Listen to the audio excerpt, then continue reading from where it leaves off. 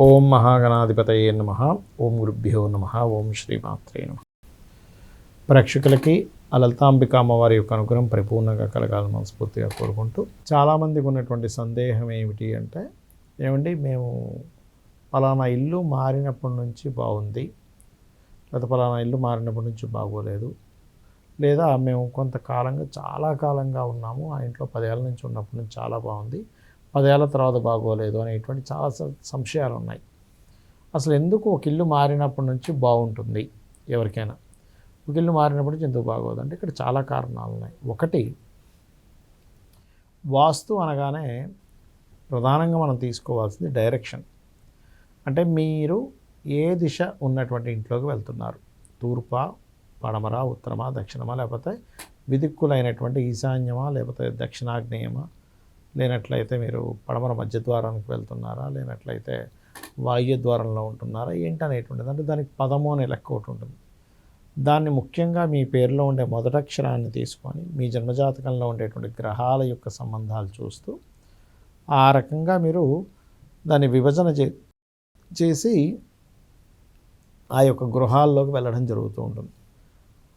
మరి అదొకటే సరిపోతుందా అంటే, గృహంలో ఉన్నటువంటి బాత్రూమ్స్ కానీ, ల్యాబరేటరీస్ కానీ, ఏ వస్తువు ఎక్కడ పెడుతున్నామో ఏమిటనేది కూడా ప్రభావం చూపిస్తూ ఉంటుంది. ఎందుకంటే కొన్నిసార్లు చూడండి, పలానా ఇంటికి ఒక వ్యక్తి వెళ్ళి పాడైపోతే అదే ఇంటికి ఇంకో వ్యక్తి వెళ్ళి కోట్లు సంపాదిస్తాడు. ఏమిటది అంటే, చిన్న ఎగ్జాంపుల్ చెప్తాను. ఇప్పుడు ఒక వ్యక్తిది ఎవరిదైనా బ్లడ్ గ్రూప్, పలానా బ్లడ్ గ్రూప్ బి పాజిటివ్ అనుకుందాం. ఆయనకి ఇంకోటి ఏదో బ్లడ్ ఎక్కిచ్చాం, ఓ నెగిటివ్, ఇంకోటి ఏదో ఓ నెగిటివ్ కాదు, అన్నిటికీ పనిచేస్తుంది. అలా కొన్ని బ్లడ్ సంబంధించిన వేరే ఎక్కిచ్చాం, అతనికి ఇబ్బంది కలిగింది. కానీ బి పాజిటివ్ ఉన్న వ్యక్తికి బి పాజిటివ్ ఎక్కిస్తే అతను రక్తహీనత పోయి కొంచెం కోలుకుంటాడు కూడా. అంటే ఇక్కడ అర్థం ఏమిటి, రక్తం మంచిదే కానీ మీకు ఆ గ్రూప్ పనికి వస్తుందా లేదా అని ఎలా చూస్తాము. గృహం 4 దిశలు మంచివే, కాకపోతే మీకు అది పనికి వస్తుందా లేదా అని చూడాలి. దాని వలననే మనం ఏదైనా ఒక ఇంటికి వెళ్ళి మారినప్పుడు గ్రోత్ అవ్వడము జరుగుతుంది, డౌన్ఫాల్ అవ్వడం జరుగుతుంది. అది ప్రధానమైన అంశం.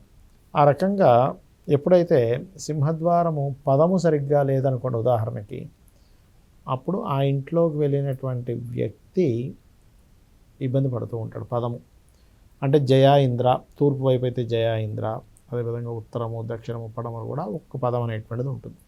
మరి ఇల్లు వాస్తు చూసేటప్పుడు చూసేవారు కానీ చూపించుకునేవారు కానీ పర్టికులర్గా ప్లానింగ్ గీసుకోవాలి. గుర్తుపెట్టుకోండి, ఇంటి యొక్క ప్లాన్ నీట్గా గీసుకొని శక్తి చక్రాన్ని అప్లై చేసి మనకి 16 జోన్స్ ఎక్కడెక్కడ ఉన్నాయి, ఏ రకంగా ఉన్నాయి అనేటువంటి చూడాలి. గుర్తుపెట్టుకోండి, 16 జోన్స్ కూడా.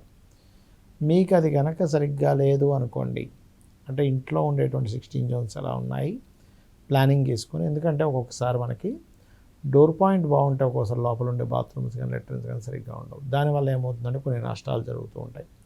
కొంతమందికి తెలియక ఇవాళ రేపు 4 బెడ్రూమ్ 5 బెడ్రూమ్ ఇళ్లలో కూడా ఉత్తరం వైపు ఎక్కువ బాత్రూమ్స్ ఉంటూ ఉన్నాయి. దానివల్ల ఏంటి, కుబేర స్థానం పాడైపోయింది. దానివల్ల రావాల్సిన అవకాశాలు పోగొట్టుకోవడం, ఇటువంటివన్నీ కూడా జరుగుతూ ఉంటాయి. కావున మీరు ఎప్పుడూ కూడా ఈ ఇంటికి సంబంధించినటువంటి విషయంలో తీసుకోవాల్సిన ప్రధానమైనటువంటి జాగ్రత్తలు ఇవి. దీంతోపాటు ఇంట్లో వేసేటువంటి రంగుల మీద కూడా దీని ప్రభావం ఉంటుంది. ఇంట్లో ఉత్తరం వైపు ఏం వేసాము, తూర్పు వైపు ఏంటి. ఉత్తరం వైపు ఎప్పుడు కూడా వైట్ కలర్ ఉండాలి, తూర్పు వైపు ఎప్పుడు కూడా బ్లూ ఆర్ గ్రీన్ కలర్స్, ముఖ్యంగా గ్రీన్ ఉంటే చాలా మంచిది.